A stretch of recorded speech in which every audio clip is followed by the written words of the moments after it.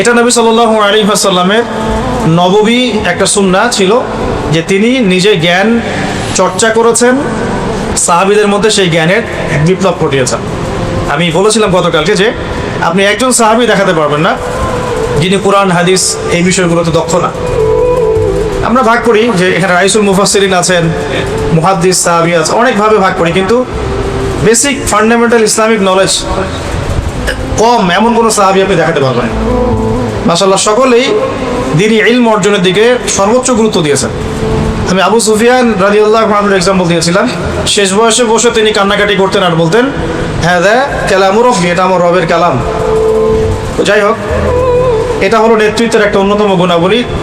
আল্লাহ পাক যাকে নেতৃত্ব দিবেন বা ভবিষ্যতে মুসলিম উম্মার কর্ণধার বানাবেন, তাদের উচিত হবে জ্ঞানের প্রসার ঘটানো, জ্ঞানের একদম বিপ্লব ঘটানো।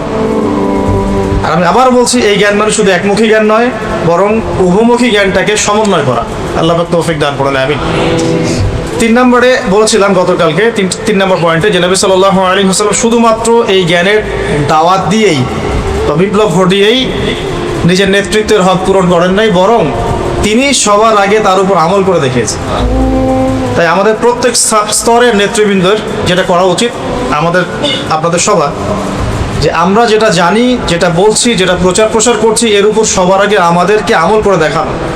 আমি অনেকগুলো এক্সাম্পল দিয়েছিলাম। আল্লাহ নবী সাল্লাল্লাহু আলাইহি ওয়াসাল্লাম ব্যক্তি জীবন থেকে শুরু করে একদম তাসবিহ, তাহলিল, তিলাওয়াত, তাহাজ্জুদ, সালাত, হ্যাঁ, দাওয়াত, অনাড়ম্বর জীবনযাপন, প্রফেটিক লাইফস্টাইল, হ্যাঁ, তারপরে জিহাদ, প্রত্যেকটা জায়গায় তিনি সামন থেকে নেতৃত্ব দিয়েছেন। এমন নয় যে তিনি বলেছেন তোমরা করো আমি আছি, এমন না। মানে তিনি নিজে করে দেখিয়েছেন, নিজে অনাড়ম্বর জীবনযাপন করেছেন, নিজে অল্প খেয়েছেন, অল্প ঘুমিয়েছেন, রাতের বেলা লম্বা সময় তাহাজ্জুদ পড়েছেন, আবার ফজর পড়েছেন, আবার তিলাওয়াত, আবার দার্স, আবার দিনের প্রচার প্রসার, মাঝখানে রিজিকের জন্য কিছু কাজ করেছেন।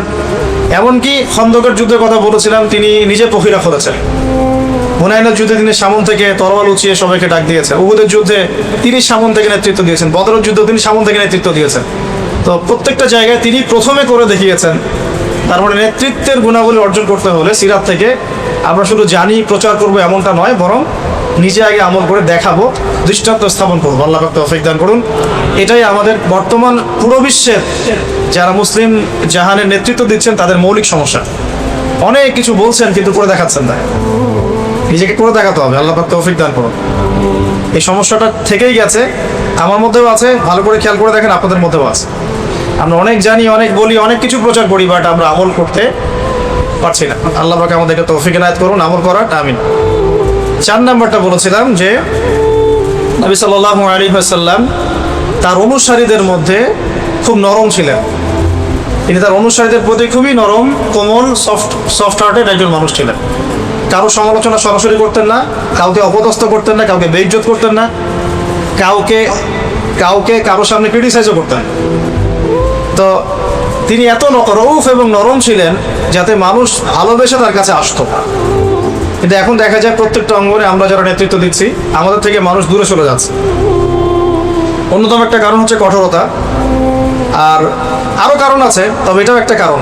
অন্য কারণগুলোর সাথে এটাও একটা কারণ যে আমরা অনেক সময় কঠোর হয়ে যাচ্ছি। তো ক্ষমা এবং সহিষ্ণুতা, সবর, এগুলো যদি ইতাআত করা যায়, ইনশাআল্লাহ তাআলা নেতৃত্বের গুণাবলী অর্জন হবে ইনশাআল্লাহ। আল্লাহ পাক আমাদেরকে তৌফিক দান করুন, আমিন। তবে বলে দেই, সব জায়গায় নবী সাল্লাল্লাহু আলাইহি ওয়াসাল্লাম সবকিছু করেন নাই। যে নবী সাল্লাল্লাহু আলাইহি ওয়াসাল্লাম উহুদের মাঠে রক্ত মুছতে মুছতে দোয়া করছেন তার কওমের জন্য, আল্লাহুম্মা গফির কওমি ফাইন্নাহুম লা ইয়ালামুন, আল্লাহ আমার কওমকে মাফ করে দাও, কারণ তারা জানে না। আল্লাহ নবীকে আঘাত করা হয়েছে, রক্ত ঝরছে, তিনি রক্ত মুছতে মুছতে এই কথা বলছেন। সেই নবী কিন্তু আবার মক্কায় সেজদায় পড়ে নাম ধরে ধরে বদদোয়া করেছেন, আল্লাহ আবু জাহেলকে দেখে নিও, উতবাকে দেখে নিও, শাইবাকে দেখে নিও, রবিয়াকে দেখে নিও। এইভাবে 11 জনের নাম ধরে তিনি দোয়া করেছেন, বদদোয়া। এটা দোয়া না, তো বদদোয়া। সেই 11 জনের লাশ আপনি বদরের কূপে পাবেন। তার মানে এখানে একটা আমাকে ভারসাম্য রাখতে হবে, কোথায় কঠোর হব, কোথায় কোমল হব, তাই না? যে নবী সাল্লাল্লাহু আলাইহি ওয়াসাল্লাম গতকালকে বলবো হাতেব ইবনে আবি বালতাকে মাফ করে দিলেন রাদিয়াল্লাহু আনহু, সেই নবী সাল্লাল্লাহু আলাইহি ওয়াসাল্লাম সাহাবীদের মধ্যে 2 জন সাহাবীকে ডেকে বললেন, তোমাদের মধ্যে কে আছো কাব বিন আশরাফ আমাকে কষ্ট দিয়েছে, আমার কষ্ট লাঘব করতে পারো, কে আছে? সাহাবীরা চলে গেলেন দুইজন কাব বিন আশরাফের দুর্গে, ওই যে ইহুদিদের দুর্গ খায়বার, সেখানে তাকে হত্যা করে তারপর রক্ত মাখা ছুরি নিয়ে আসলেন। ইয়া রাসূলুল্লাহ, আমরা তাকে হত্যা করেছি। আল্লাহ নবী বললেন যে এবার আমার মন শান্তি হয়েছে। যে নবী সাল্লাল্লাহু আলাইহি ওয়াসাল্লাম ক্ষমা করলেন, সবর করলেন, দোয়া করলেন, সেই নবী সাল্লাল্লাহু আলাইহি ওয়াসাল্লাম কিন্তু আবার বদদোয়া করেছেন ক্ষেত্র বিশেষে, আবার কখনো কখনো তার শত্রুদেরকে এভাবে দমন করেছেন। তা আমাদেরকে বুঝতে হবে কোন জায়গায় কোন ডিপ্লোমেসি মানে ইম্পোজ করতে হবে। তো এভাবে কিন্তু আমভাবে নবী সাল্লাল্লাহু আলাইহি ওয়াসাল্লাম ছিলেন রাউফুর রহিম। রাউফ সূরা তাওবার শেষের দিকে আপনারা একটা পাবেন। তো এটা একটা পয়েন্ট ছিল। আর আমভাবে নবী সাল্লাল্লাহু আলাইহি ওয়াসাল্লামকে মানুষ আপন মনে করত, তার কাছে মানুষ নিজের সমস্যা শেয়ার করত, সবাই তাকে আপন করে পেতে চাইতো, তাকে দেখতে মানুষ ছুটে আসতো, তার দরবারে পড়ে থাকতে মানুষ কমফোর্ট ফিল করতো, তাকে আপন মনে হতো, তাকে নিজেদের সব সমস্যা শেয়ার করা যেত। তিনি এমন একজন মানুষ ছিলেন। যেমনটা আমি গতকালকে বলেছিলাম, সূরাতুল আলী ইমরান একটা আয়াত আছে, ফাবিমা রাহমাতিন মিনাল্লাহি লিনতা লাহুম ওয়ালাউ কুনতা ফাযযান গালিযাল কলবি ফানফাদ্দু মিন হাওলিকা। তো এটা আল্লাহ পাকের অনেক বড় দয়া তোমার উপরে হে নবী সাল্লাল্লাহু আলাইহি ওয়াসাল্লাম, যে তুমি অনেক নরম মনের মানুষ, না হলে কি হতো, তারা তোমার কাছ থেকে দূরে সরে যেত। তুমি যদি কঠোর মনের মানুষ হতে, তারা তোমার কাছ থেকে দূরে সরে যেত। এইভাবে নবী সাল্লাল্লাহু আলাইহি ওয়াসাল্লামের চরিত্রের মধ্যে আমরা একটা বৈচিত্র্য দেখতে পাই, এবং এটা একটা ঐশ্বরিক বৈচিত্র্য। আল্লাহ রাব্বুল আলামিন তাকে ট্রেন্ড করেছেন এভাবে। এটা ছিল 4। তার মানে আমাদের নেতৃস্থানীয় ব্যক্তিবর্গ যে যেখানে থাকবো, আমরা যে যেখানে নেতৃত্ব পাই, আমাদেরকে অনুসারীদের প্রতি নরম, কোমল, সফট হতে হবে, এবং তাদেরকে কারোর সামনে ক্রিটিসাইজ করা যাবে না, বেইজ্জত করা যাবে না, বরং কোনো প্রবলেম হলে, ভুল হলে কাছে ডেকে নিয়ে গোপনে ইসলাহ এবং সংশোধন করতে হবে। আল্লাহ পাক তৌফিক দান করুন। 5 নম্বরটা বলেছিলাম যে তিনি অনুসারীদের ঐক্যটাকে সর্বোচ্চ গুরুত্ব দিতেন, কোনোভাবেই যেন ঐক্য বিনষ্ট না হয় তিনি সর্বোচ্চ সতর্ক থাকতেন, খেয়াল রাখতেন। এই কারণেই আওস এবং খাজরাজ আলাদা আলাদা গোত্র হওয়ার পরেও তারা বিভক্ত হয় নাই। এই কারণেই মুহাজির এবং আনসার আলাদা মানে বৈশিষ্ট্যের হওয়া সত্ত্বেও তারা কিন্তু কখনো বিভক্ত হন নাই। একবার একটা ঝগড়া হয়েছিল বলেছি গতকালকে, তো নবী সাল্লাল্লাহু আলাইহি ওয়াসাল্লাম স্বয়ং সেখানে গিয়ে বলেছিলেন, আমি বেঁচে আছি তারপরে আমার সামনে তোমরা কিভাবে ঝগড়া করছো। তো তিনি অনুসারীদের ঐক্যের দিকে সর্বোচ্চ গুরুত্ব প্রদান করতেন। আমরাও চেষ্টা করবো ইনশাআল্লাহ, আমরা যে যেখানেই নেতৃত্ব দেই না কেন, ছোট পরিসরে হোক আর বড় পরিসরে হোক, আমাদের অনুসারীদের মধ্যে যেন একটা ঐক্য থাকে। যে ঐক্যহীনতার কারণেই আজকে মুসলিম উম্মার আজকে এই অবস্থা আছে। 1914 সাল থেকে যদি হিসেব করেন, তো 14 সাল থেকে হিসেব করলে দেখা যায় যে এর আগ পর্যন্ত আমরা অ্যাটলিস্ট একটা শেল্টারের মধ্যে ছিলাম, একটা ভৌগোলিক শেল্টারের মধ্যে ছিলাম, একটা শেল ছিল খিলাফার। ফার্স্ট ওয়ার্ল্ড ওয়ার হওয়ার পর থেকে এটা ভেঙে গেল, এবং আস্তে 1টা 2টা হতে হতে প্রায় 52 কি 53টা আলাদা আলাদা মুসলিম রাষ্ট্র হয়ে গেল। এটা রাষ্ট্রীয় বিভক্তি হলো। তারপরে হলো রাষ্ট্রের মধ্যে আবার ঢুকে গেল ডেমোক্রেসি, সেকুলারিজম, কমিউনিজম, জাতীয়তাবাদ ইত্যাদি। তখন আবার আমরা পলিটিক্যালি বিভিন্ন দলে ভাগ হয়ে গেলাম। সবাই কিন্তু মুসলিম, সবাই কিন্তু মুসলিম, পলিটিক্যালি যারা আছে সবাই কিন্তু মুসলিম। তারপরে দেখেন এখানে অনেক ভাগ হয়ে গেল, করলো পশ্চিমারা, কারণ এই সবগুলো দর্শন ওদের থেকে আসছে। আবার ধর্মতাত্ত্বিক ক্ষেত্রে আমরা একটা মাযহাবের মধ্যে অনেকগুলো ভাগ হয়ে গেলাম। আবার যারা এখান থেকে বের হয়ে নতুন কিছু করার চেষ্টা করলেন না, আমরা চূড়ান্ত সহি, এটাই চূড়ান্ত যাদের বক্তব্য হয় আর কি। তবে এটা বলে রাখি যে এটাই চূড়ান্ত, কথাটা বলা ঠিক না। আমাদের ওস্তাদরা বলেন যে আমরা সর্বোচ্চ বলতে পারি এটাও ঠিক, আমরা বলবো না কখনো এটাই ঠিক। কথা কি বুঝতে পারছেন? কোনো মাসালা সামনে আসলে আমরা অনেক শুনি অনলাইনে যে এটাই ঠিক, এটাই চূড়ান্ত। এভাবে কথা বলা অহংকারের বহিঃপ্রকাশ। বলতে হবে সর্বোচ্চ এটাও ঠিক, ওই ভাই যেটা করছে ওটাও ঠিক, আমি যেটা করছি এটাও ঠিক। বলতে পারবেন না আপনি যে এটাই ঠিক, তাহলে বিভক্তি হয়ে যাবে। এটাই ঠিক তাহলে ওটাকে ভুল, এই যে বিভক্ত হয়ে গেল। ধর্মতাত্ত্বিক ক্ষেত্রে আমরা যারা আবার চূড়ান্ত সহি দাবি করলাম, সেখানে আবার আমরা 10টা দল বানিয়ে ফেললাম। এই চলছে, সবার আলাদা আলাদা আমির, আলাদা মামুর, আলাদা ইমারা, আলাদা জামা, আলাদা বায়া। বাসা এগুলো বোঝেন কিনা? আমির মানে নেতা, মামুর মানে অনুসারী, জামা মানে ইউনিটি, ইমারা মানে তাদের একটা ইমারা, আরেকটা হচ্ছে কি বায়াত নিচ্ছে। দেখা যাচ্ছে সবাই আলাদা আলাদা করে আমরা বায়াত নিচ্ছি, আলাদা আমির, আলাদা ইমারা। এটা যদি দূর না করতে পারি তাহলে আমাদের সামনে ভবিষ্যৎ খারাপ আছে। ভবিষ্যৎ খারাপ কত খারাপ হতে পারে এটা আমাদের কল্পনাতেও নাই। আর যদি আমরা হকপন্থী যারা, আমরা হকপন্থী তো বুঝতে পারি, হক এবং বাতিলপন্থী তো বুঝতে পারি, তারা যদি অ্যাটলিস্ট ঐক্যবদ্ধ হওয়ার চেষ্টা করি, ইনশাআল্লাহ তাআলা আগামীতে মুসলিমদের অবস্থা অবশ্যই উন্নত হবে ইনশাআল্লাহ। আর যদি আমরা এখন সেই রকম প্ল্যাটফর্ম নাও পাই, অ্যাটলিস্ট ইয়াং জেনারেশনের উচিত বিভক্তি আরও বাড়িয়ে না দেওয়া, বরং নিজেদের জায়গা থেকে চেষ্টা করা, সর্বোচ্চ চেষ্টা করা, যাতে করে আমরা একটা ঐক্যবদ্ধ প্ল্যাটফর্ম ক্রিয়েট করতে পারি। আল্লাহ তৌফিক দান করুন। আমরা দোয়া করি আল্লাহ পাক আমাদের উপরে এমন নেতৃত্ব নিয়ে আসুন যারা এই বিষয়গুলোকে গুরুত্ব দিয়ে উম্মার ইসলাহ এবং সংশোধনে কাজ করবেন ইনশাআল্লাহ। আর আল্লাহ পাক কাকে কবুল করবেন আল্লাহ ভালো জানেন। আর নেতৃত্বটা এমন একটা বিষয় যেটা সবসময় ক্ষণস্থায়ী হয়, এটা সবসময় ক্ষণস্থায়ী, এটা কখনো দীর্ঘস্থায়ী হয় না। আল্লাহ পাক এর মধ্য দিয়ে মানুষকে পরীক্ষা করেন, সবচেয়ে বড় পরীক্ষা করেন নেতৃত্ব দিয়ে। অতএব যারা এই সেক্টরগুলোতে আছেন, আমরা দোয়া করি আল্লাহ পাক তাদেরকে হেদায়েত দান করুন এবং নবী সাল্লাল্লাহু আলাইহি ওয়াসাল্লামের সিরাত থেকে শিক্ষাগুলো নিয়ে আদর্শ নেতা এবং নেতৃত্বের গুণাবলী অর্জনের তৌফিক দান। পাঁচটা বলেছিলাম গতকালকে, আমি বলেছিলাম যে এটা নিয়ে অনেক কথা বলা যায়, অনেক পয়েন্টস বের করা যায়, তো আজকে আর পাঁচটা বলার চেষ্টা করি ইনশাআল্লাহ, ঠিক আছে?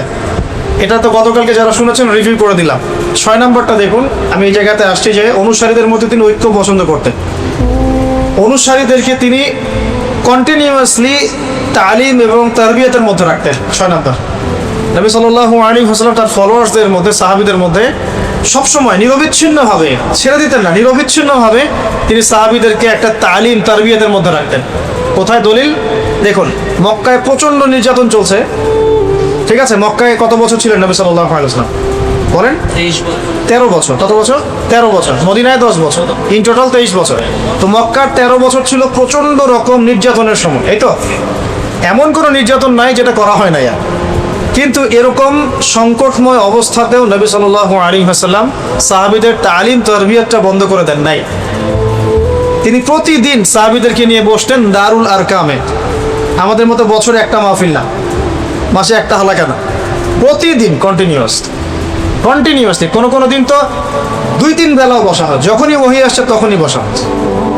আর সাহাবীরা ওখানেই পড়ে থাকতেন, দারুল আরকাম রাদিয়াল্লাহু আনহুর বাসা। হয়তো যারা হজ করে আসছেন তারা আপনারা দেখেছেন, হয়তো দারুল আরকাম দেখেছেন। দারুল আরকামে নবী সাল্লাল্লাহু আলাইহি ওয়াসাল্লাম সাহাবীদেরকে নিয়ে বসতেন এবং কন্টিনিউয়াসলি দ্বীনি তালিম, প্রশিক্ষণ, তারবিয়াত এগুলো দিতেন। তো এই জিনিসটা কিন্তু স্কুলওয়ালারা নিয়েছে, কলেজওয়ালারা নিয়েছে, ইউনিভার্সিটিওয়ালারা নিয়েছে। এই সিস্টেমটা থেকেই কিন্তু মাদ্রাসা ফর্ম করা হয়েছে, ঠিক আছে? কিন্তু আম জনগণ যারা, আমরা সাধারণ জনগণ, তারা কিন্তু কন্টিনিউয়াসলি তারবিয়াত পাচ্ছি না।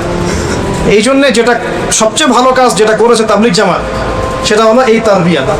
প্রত্যেক নামাজের বা প্রায় নামাজের পরে তালিম, এটা অনেক বড় খেদমত। এটাতে হয়েছে কি, যে আম জনসাধারণের মধ্যে একটা এই তারবিয়াত হয়েছে। প্রত্যেক নামাজের পরে বয়ান হাদিস থেকে কথা, এটা তারবিয়াত। অনেকে তো বোঝে না, বুঝেই সমালোচনা করে, কিন্তু প্রত্যেকটা ঘরানার মধ্যে এমন কিছু হিকমা প্রজ্ঞা আছে যেটা আমাদের বুঝের বাইরে। এগুলো যারা প্রণয়ন করেছেন এমনি করেন নাই, অনেক মোরাকাবা করে এগুলো প্রতিষ্ঠা করা হয়েছে। আপনি বুঝতে পারছেন? হয়তো অনেকে বুঝতে পারেন না, এটা নববী সুন্নাহ। নবী সাল্লাল্লাহু আলাইহি ওয়াসাল্লাম সাহাবীদেরকে কন্টিনিউয়াসলি তারবিয়াত দিতেন।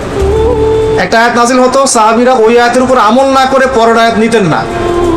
মনে করেন একটা আয়াত নাজিল হয়েছে, ধরেন যে নামাজ সম্পর্কে বা ইত্যাদি, তো ওই আয়াতের উপরে সাহাবীরা আমল করে প্রতিষ্ঠিত না হওয়া পর্যন্ত নতুন দার্স নিতেন না, মানে নতুন দার্স পড়া নিতেন না।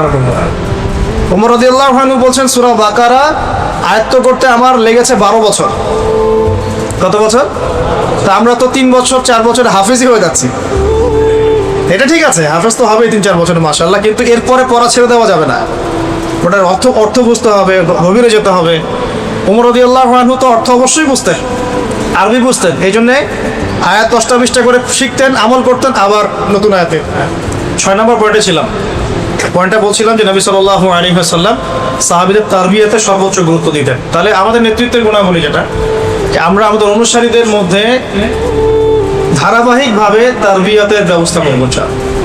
এই জন্য দেখবেন তালিম উদ্দিন চালু করা হয়েছে মার্কাজুদ দাওয়া থেকে, তারপরে আপনার দিনিয়াত চালু করা হয়েছে উস্তাদের পক্ষ থেকে, একইভাবে মসজিদ ভিত্তিক তালিম চালু করা হয়েছে। হ্যাঁ, ফাজাইলে আমল থেকে পড়া হয়, মুত্তাকা হাদিস থেকে পড়া হয়। আরো আপনারা যদি আরো ভালো বই সাজেস্ট করতে পারেন সেটা থেকেও পড়েন, সমস্যা তো কিছু নাই। রিয়াদুস সালিহিন থেকে পড়েন, মিশকাত থেকে পড়েন। যদি কেউ বুখারীর দার্স দিতে পারে, তিনি বুখারীর দার্স দিবে, সমস্যা কি? এই দার্স কি সবাই দিতে পারবে? পারবেন। এই জন্য আমভাবে কিছু বই ফিক্স করা হয়েছে যেটাতে সবাই বুঝতে পারে। তো আমাদের দরকার কন্টিনিউয়াসলি তালিম তারবিয়াত, এটা হলো 6 নাম্বার। ঠিক একই বিষয়টা নবী সাল্লাল্লাহু আলাইহি ওয়াসাল্লাম মদিনাতেও করেছেন। মদিনায় গিয়ে প্রথম কোন কাজটা করা হয়েছে? মসজিদে নববী নির্মাণ করা। কেন?